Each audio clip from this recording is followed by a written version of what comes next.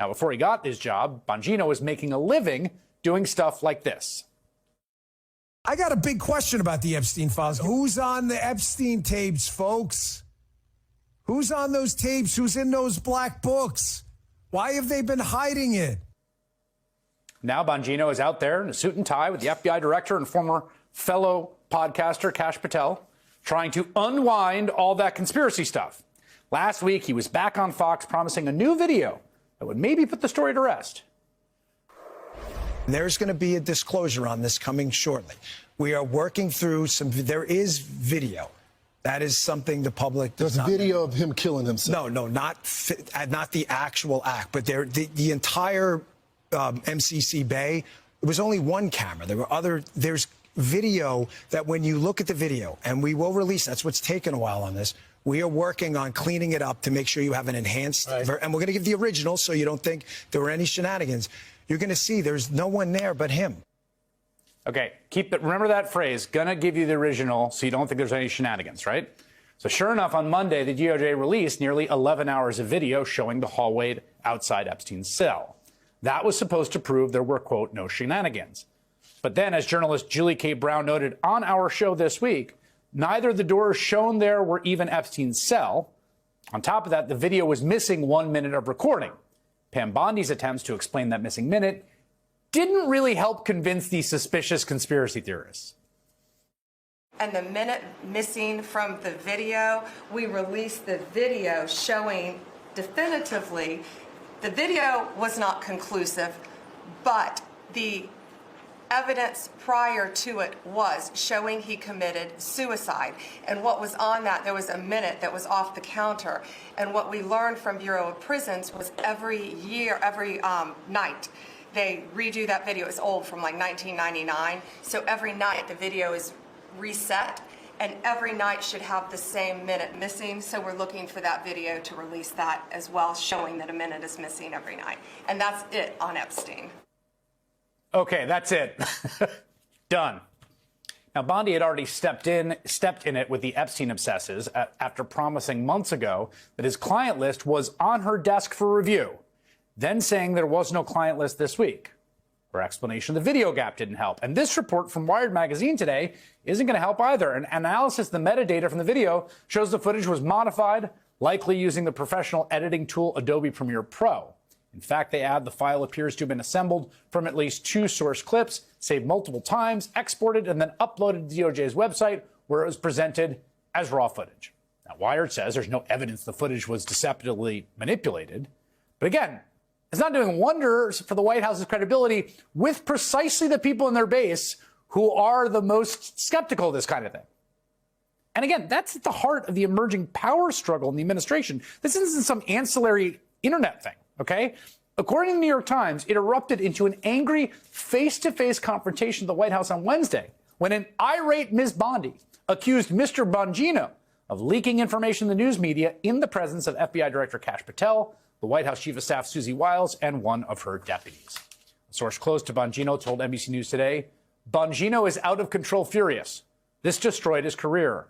He's threatening to quit and torch Pam unless she's fired. Man, you wouldn't want to be a kettlebell in Dan Bongino's home gym on a day like today. It's a common sentiment in MAGA world today. Remember, Trump openly courted all these people, the sort of deep state conspiracy theorists, right? The voters who believe Trump's shtick, that there's some system of bad guys that's rigged against them by the elites, but he's not one, right? And that these elites patronize child sex trafficking rings, and that Epstein was at the heart of it. And this was a critical part of the MAGA coalition. Like, I honestly think the kinds of folks that are sort of believe this gave him his margin of victory. And today, these people are in rebellion. This is the most famous pedophile in modern day history, and people are absolutely not going to accept just a memo that was written that says there is no client list. It's not about just a pedophile ring and all that. It's about who governs us, right? For this to go away, you're going to lose 10% of the MAGA movement. If we lose 10% of the MAGA movement right now, we're going to lose 40 seats in 26. Everyone in that world is mad at Bondi and Bongino and Kash Patel right now. But again, I just want to put something out there, something that we've returns you time and time again as you see Donald Trump whispering in the ear of his buddy Jeffrey Epstein as they ogle girls, women. Maybe it's the big guy at the top who has strong feelings about this. Again, you don't have to draw some crazy contorted conspiracy flowchart to try to connect Donald Trump to that guy on your screen talking to him, Jeffrey Epstein. They were friends for years.